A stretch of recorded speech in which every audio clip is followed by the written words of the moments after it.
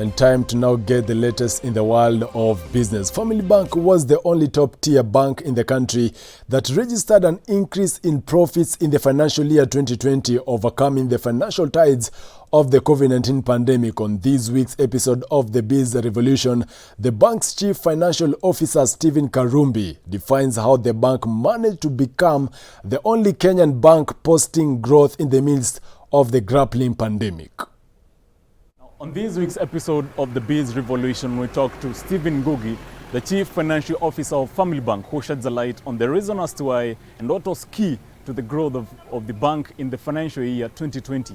It is indeed true that 2020, and notwithstanding the challenges, the bank still managed to post quite impressive performance. Much of that profitability came in from two fronts. So the first thing is that we managed to maintain our net interest margins. That is the difference between our interest income and our interest expense. So while our deposits grew, we were able to then continue mobilizing deposits at slightly cheaper rates. So that boosted our net interest income. Then on the other hand, so we then continued with our journey towards optimally managing our costs. So if you look at our operating expenses, apart from loan loss provisions, so our operating expenses were rather flat.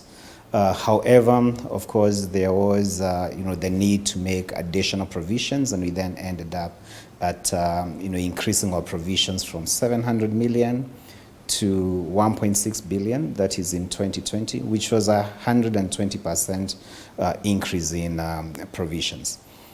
So the bank also has a bancassurance subsidiary, and therefore when you then look at the results on a consolidated basis, so we also had the support from our subsidiary, which then allowed us to then boost our profits and still report 1.4 billion. When we continued lending in 2020, we focused on, say, health sector, education, agribusiness, manufacturing, which are most of the sectors which were never affected by COVID. We needed to start optimizing in a big way our branch infrastructure.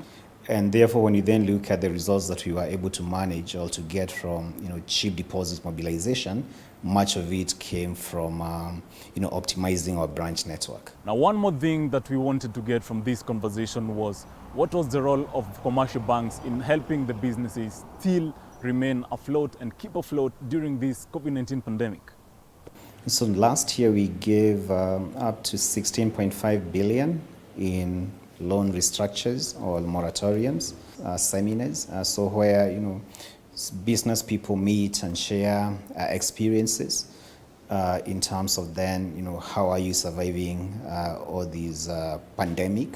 Have you changed your business model? What we then realized is that most of the businesses are never keeping aside some cash buffer. So because normally when you're in business, then you will sell today, you will sell again tomorrow. And what then happened is that the businesses which had cash buffers continued operating as opposed to those that did not have cash buffers.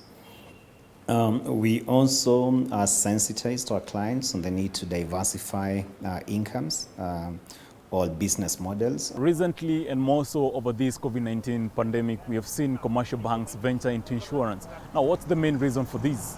The problem statement in that case was then to say that, one, we realized, from the lending side, because we are in that business from a bank perspective, there is a significant number of loans which end up being bad loans when either someone is sick, they can no longer work, and it can then cushion you when you really need that cover. With all eyes now focusing on the post-COVID economic recovery, what's the role of commercial banks in this recovery? For the sectors which are still struggling, we still need to continue accommodating them, whether through restructuring their loans, or giving any other form of forbearance, giving financial literacy education. Now, the last question for this conversation is, how can you as a youth benefit from financial institutions and more so commercial banks?